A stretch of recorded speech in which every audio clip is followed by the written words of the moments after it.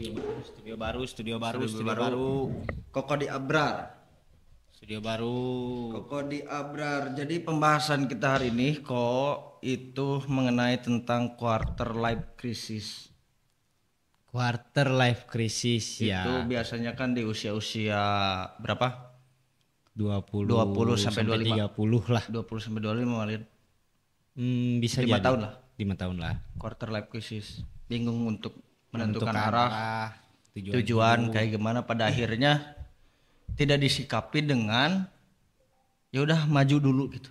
Tapi disikapinya dengan berdiam diri karena bingung itu teh. Menurut ente kayak gimana quarter life crisis teh? Sebagai orang yang mungkin pernah dan juga sedang mungkin mengalami quarter life crisis, melihat mungkin beberapa kejadian di tengah masyarakat yang mana sekarang persaingan di dunia kerja sangat tinggi, terus juga kualitas sumber daya juga sekarang sedikit banyaknya kompetitif, dan juga melihat peluang yang sekarang semakin lama itu semakin mengecil ya, jujur itu membuat saya pribadi bingung gitu, dan mungkin teman-teman yang lain juga ngerasa bingung bagaimana kita menyikapi quarter life crisis di tengah keadaan yang memang sekarang dirasa kurang stabil, ditambah tuntutan-tuntutan masa depan, entah itu kesuksesan, nikah, karir, dan juga mungkin bagi teman-teman yang punya adik dan juga orang tua yang sedang terhimpit, dalam kata lain itu bisa disebut generasi sandwich. Jujur itu membuat saya pribadi kurang jadi harus ngapain ya, karena satu sisi ada hal yang harus dipikirkan lebih urgen, contoh misalkan keluarga, teman, dan juga karir, tapi bingung mana yang harus diselesaikan terlebih dahulu. Nah, menyikapi hal tersebut sebenarnya orang secara pribadi lebih memilih menarik diri, ngelihat dari sudut pandang yang lain, narik perspektif dari sudut pandang yang lain, sehingga bisa nge-breakdown kira-kira langkah-langkah yang tepat untuk menyikapi quarter life crisis dan juga menyiapkan planning masa depan apa gitu. Langkah yang tepat itu maksudnya gini, yang dimaksud menurut ente nih, langkah yang tepat nih menentukan secara cepat langkahnya dan tepat, atau malah kebanyakan orang-orang terjebak dalam quarter life crisis itu. Karena kenapa bisa terjebak? Karena dirasa banyak orang yang memang tadi yang pertama bingung, yang pada akhirnya bingung untuk maju ke arah mana, dan di satu kebingungan itu dia tidak menentukan arah. Sebenarnya nggak harus cepat sih menurut orang pribadi, nggak harus cepat, yang harus itu tepat dan juga maju. Ya. Dan rata-rata orang yang terjebak dalam fase quarter life crisis itu bingung dan juga makin stres karena mereka itu nggak melakukan langkah konkret yang tepat dan juga berjalan di tempat. Yang maksud berjalan di tempat, mereka hanya berkutat mikirin gimana tanpa ada eksekusi. Padahal yang dibutuhkan untuk keluar dari fase quarter life crisis yaitu eksekusi. Jadi dimulai aja dulu. Iya. Nah, dimulai aja dulu. Tapi mereka nih nggak mau memulai karena takut. Nah itu yang pertama takut gagal, yang pada akhirnya mendelay kegagalan itu. Betul. Yang harusnya kita di usia muda nih mempercepat kegagalan dan mempercepat kesuksesan, ini malah memperlambat kegagalan dan memperlambat juga kesuksesan. Betul. Otomatis kan gini, kalau hemat saya, ketika misalkan anak-anak muda ini, mahasiswa-mahasiswa yang bingung menentukan arah setelah lulus mau jadi apa dan lain sebagainya, ataupun yang gak kuliah bingung mau jadi apa dan lain sebagainya, itu rata-rata mereka nih nggak tahu apa nih tujuan gua nih apa gitu. Betul. Mau kemana, mau jadi apa. Betul. Itu yang anjing tolol gitu anak-anak muda ini kan. Maksudnya hal-hal seperti itu mereka nggak bisa menentukan gitu. Gimana dengan nanti ketika mereka udah berkeluarga, untuk mengarahkan istri, mengarahkan anak, mengarahkan diri sendiri pun nggak bisa. Sulit. Gitu. mau kemana arahnya diri sendiri nih, gua nih mau kemana arahnya gitu, Betul. finishnya mau di mana gitu. Betul. Nah sehingga anak-anak muda yang tolol nih kan mereka nih mendelay kegagalan dan mendelay kesuksesan, sehingga mereka nih lebih memilih sukses di usia tua dan gagal juga kemungkinan di usia tua Iya. daripada sukses di usia muda dan mempercepat kegagalan menuju kesuksesan itu di usia muda gitu. Betul. Ya sering terjadi gitu ya. Mungkin banyak orang yang merasa takut gagal dengan berbagai macam latar belakang. Contohnya mungkin mereka takut memulai usaha karena kalau misalkan semua asetnya dialihkan untuk berusaha, mereka mungkin akan terjerembab dalam jurang kemiskinan mungkin, atau misalkan terjerat hutang dan lain sebagainya. Cuma dalam konteks yang tadi disampaikan, mempercepat kegagalan itu yang dimaksud adalah sejatinya semua orang tuh punya kuota gagal. Iya. Dan orang yang sukses itu orang yang cepat-cepat ngabisin kuota gagal tersebut. Iya. Nah, Dan nggak mungkin kan orang-orang sukses ini nggak pernah nggak gagal. nggak mungkin karena semua suhu juga dulunya kan pemula. Semua suhu juga dulunya pemula. Makanya dalam menghadapi quarter life crisis yang harus dilihat itu kita lihat sekeliling. Kalau pengalaman pribadi ya, ngelihat sekeliling, ngelihat apa yang kira-kira kita punya, baik itu kecakapan diri sendiri, baik itu relasi, baik itu kemampuan, baik itu aset, pertemanan dan lain sebagainya yang kira-kira bisa dikapitalisasi menjadi suatu peluang, itu harus dimaksimalkan. Jadi mungkin banyak yang denial ngelihat gue nggak punya apa-apa, padahal dia orangnya jago bahasa Inggris misalkan, dia orangnya itu pintar bergaul, dia punya tabungan, dia apalah dengan berbagai macam hal yang bisa dikapitalisasi menjadi sebuah peluang untuk keluar dari quarter life crisis. Kadang-kadang itu kita nggak sadar kalau kita sebenarnya punya hal-hal yang memang unik untuk dikapitalisasi menjadi sebuah peluang. Nah, dalam menyikapi hal tersebut, sebenarnya ketika sudah jalan, ketika sudah melangkah dan menghadapi kegagalan, itu bakal terasa lebih nikmat dan juga bakal ada pelajaran. Oh, gua gagalnya di sini nih. Yang harus diperbaiki. Yang harus diperbaiki di sini. Di sini. Kan bisa. Oh, berarti besok nggak boleh kayak begini. Besok harus diperbaikin, harus kayak begitu. Nah, kadang-kadang orang itu takut buat ngelangkah itu, sehingga yang dihadapi ketika quarter life crisis yaitu adalah kebingungan dan juga berjalan di tempat, sehingga outputnya adalah mereka nanti makin stres. Ketika udah makin stres ya muncullah berbagai macam isu-isu mental health dan lain sebagainya. Mental health. Padahal walaupun dengan berbagai macam latar belakang teman-teman gitu, dengan ya latar belakang kehidupannya dan juga trauma-trauma masa lalunya, itu suatu hal yang wajar. Cuma dalam hal ini kita juga bisa meminimalisir hal-hal tersebut dengan melakukan langkah-langkah konkret dan juga taktis menghadapi quarter life crisis supaya nggak stres nantinya dan lain sebagainya sih. Kalau orang sih keluarnya kayak begitu. Orang waktu itu, oh, gua bisa expert nih di bidang hukum. Dan gue juga punya beberapa teman di praktisi hukum. Coba berjejaring ke sana. Daripada bingung kan ngapain? Ini udah berjejaring ke sana. Akhirnya kan punya jalan keluar juga ujung-ujungnya kan. Oh ya udah kerja di legal drafter. Nah, padahal hal-hal kayak gitu juga bisa disadarin gitu, walaupun memang dalam prosesnya masih perlu banyak belajar, seenggaknya ngelangkah dulu aja. Kalau sih gitu. Nah, ini yang selanjutnya. Banyak juga anak-anak muda sekarang ini buat yang nonton juga ya. Anak-anak muda yang aduh, kalian ini masih muda gitu, maksudnya kuota gagalnya kita harus jemput lebih awal sehingga di akhir udah habis kuota gagalnya, tinggal menjemput kuota kesuksesan gitu kan. Nah, banyak yang memang mereka bingung menentukan arah nih ketika misalkan dalam berjalannya fase-fase quarter life crisis ini, mereka nih yang pertama tadi nggak menentukan arah dan nggak tahu tujuannya apa, sehingga waktu-waktu mereka di quarter life crisis ini nggak produktif dan arahnya nggak jelas gitu. Semuanya dicoba, yang pada akhirnya nggak ada konsistensi dan kefokusan dalam satu bidang ataupun satu keahlian gitu. Ketika contoh orang-orang ini dicoba, kalau misalkan dalam usaha, misalkan ini dicoba, ini dicoba, ini dicoba, ini dicoba, semuanya dicoba.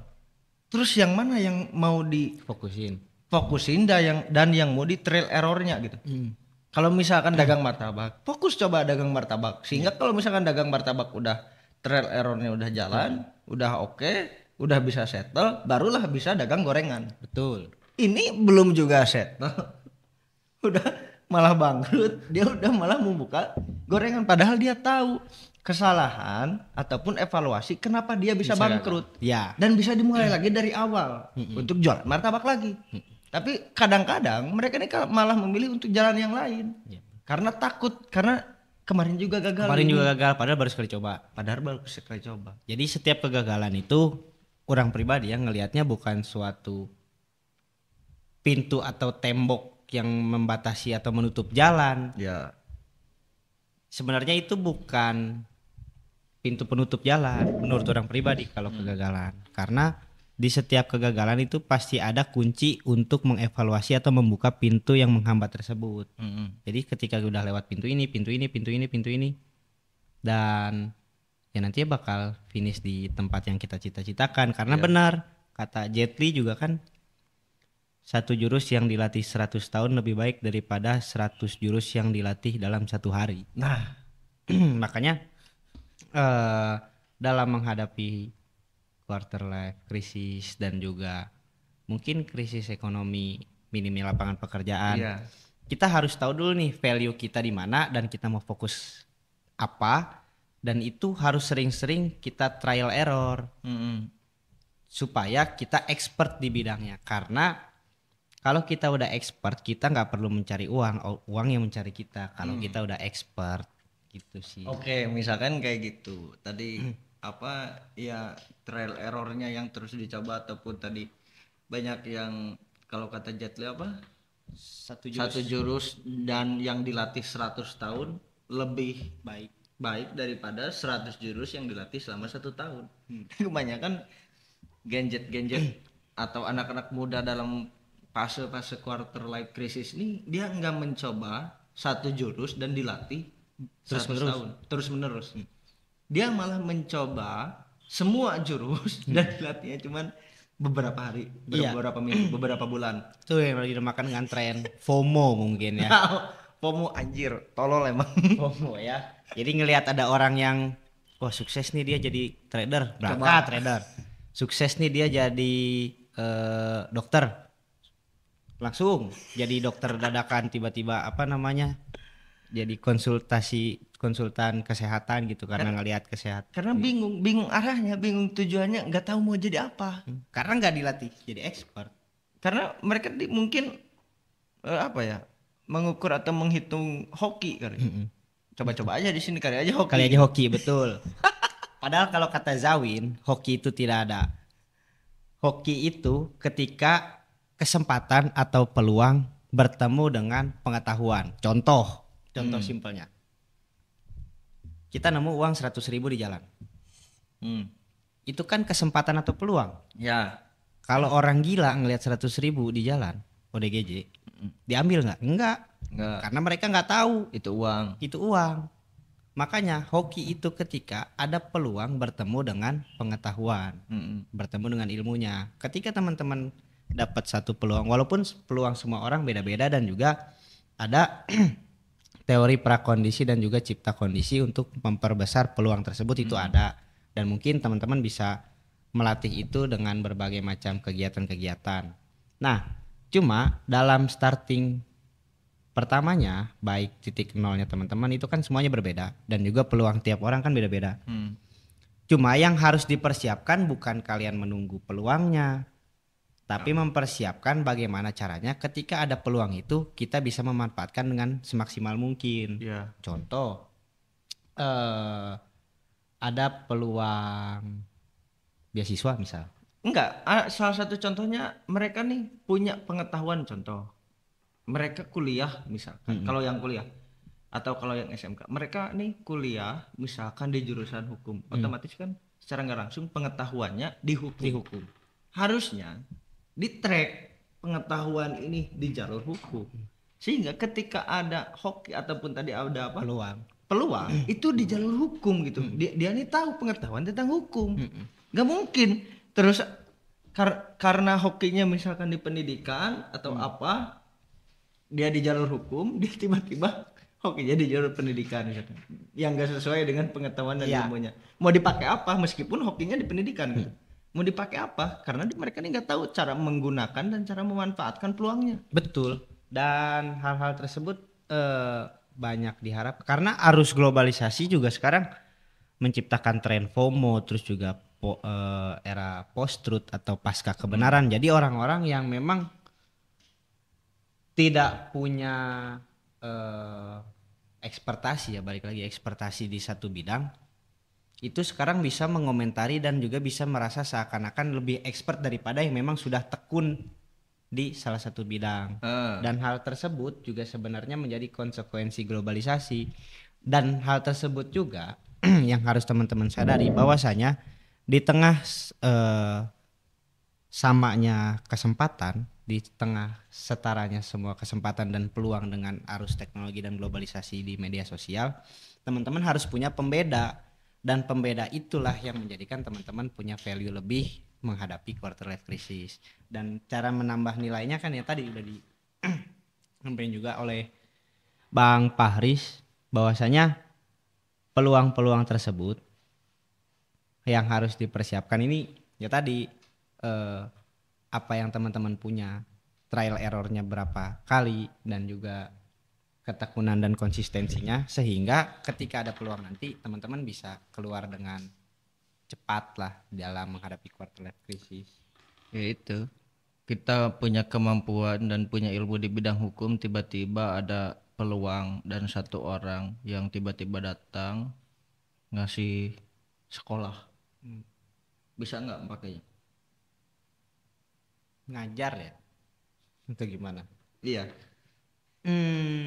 Dikasih sekolah SD swasta, gimana? Ente nih mau dibawa atau enggak?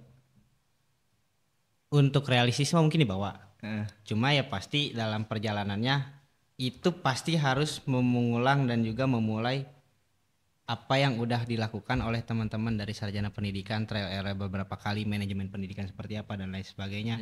Sehingga ya intinya pasti belajar lagi dari awal kalau kayak gitu. Atau lebih memilih ente ini sebagai advokat dan sebagai orang hukum, dan tiba-tiba orang datang ngasih ente akta notaris SK Kemenkumham tentang pembuatan kantor hukum.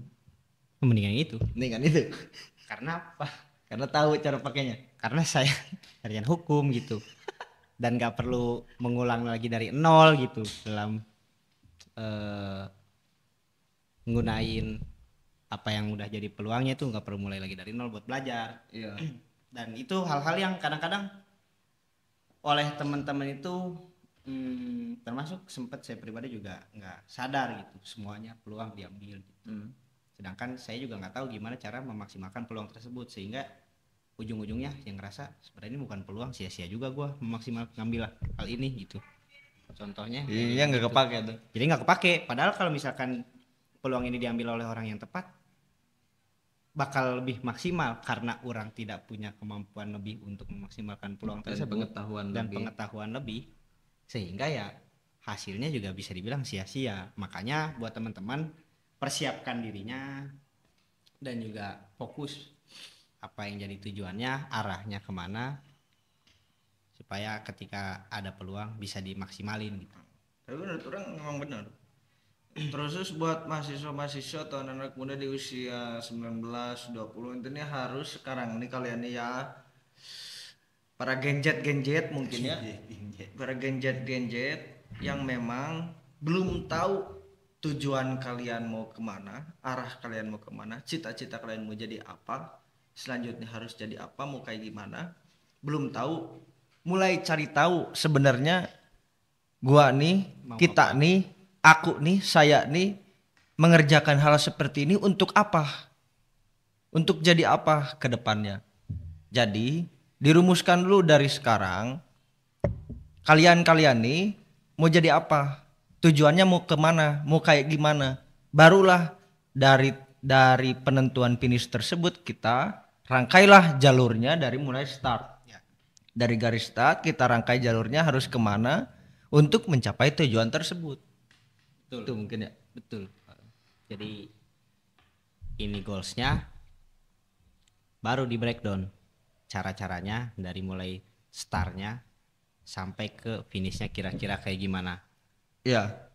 Dan nanti buat apa namanya ngelatih dirinya itu pasti di tengah perjalanan menuju goalsnya itu banyak tantangan. Bukan goalsnya yang harus dirubah, tapi caranya yang harus dirubah. Caranya yang harus dirubah. Karena kalau goalsnya berubah tiap waktu, ya nggak menutup kemungkinan mungkin juga ada yang bisa lebih apa namanya prestisius dari goal tersebut sehingga berbelok goalsnya. Itu nggak menutup kemungkinan, cuma kemungkinan tersebut kecil gitu. Kecil, nggak semua orang sehoki Ararantum yang punya goals tiba-tiba di tengah jalan goalsnya berubah karena menemukan hal yang lebih menjanjikan. Mungkin itu nggak semuanya punya kesempatan kayak gitu. Makanya yang harus dirubah adalah buat teman-teman yang sedang berjuang adalah caranya untuk mencapai goalsnya. Mau ke Bandung, teman-teman bisa lewat puncak, teman-teman bisa lewat Jonggol, bisa lewat mana-mana, bebas macam-macam jalurnya. Yang kita startnya mau dari mana? Jadi kalau startnya dari Ciamis nggak mungkin ke Jakarta dulu kan? betul. Nggak mungkin ke Cianjur dulu. Betul. Jadi pilihlah jalan yang paling efektif untuk mencapai goals teman-teman. Jangan ngerasa takut dan jangan ngerasa risau karena semua juga sekarang merasakan lah ya saingan kerja berat, terus juga standarisasi dan juga standar kompetensinya sekarang makin naik.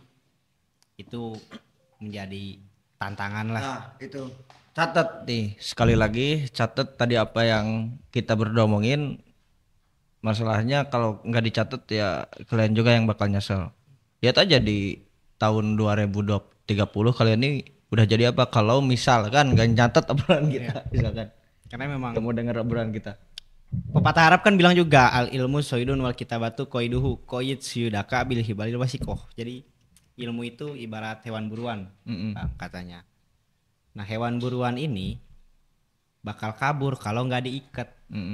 Nah yang dimaksud dengan hewan buruan dan mengikat ini adalah ilmu dan juga catatan. Kalau kita tidak mencatat, kalau minimal teman-teman bisa nulis goalsnya apa, di mana, hasil obrolannya apa, dan juga intisari dari pembicaraannya apa, insya Allah lah kita sama-sama menuju sukses to the moon. Jangan cuma nonton, kalian ini nonton tapi nggak diaplikasikan dan nggak diterapkan apa yang hasil ditonton oleh kalian ya. Percuma kalian banyak nonton Timothy Ronald, Deddy Corbuzier, Kalimah Sada, terus siapa lagi yang orang sukses? Bagus Mulyadi dan lain sebagainya. Tapi nggak diaplikasikan dari apa yang kalian tonton dan apa yang telah kalian ketahui dari perjalanan mereka. Ya, percuma, tolol. Udah lah, ya.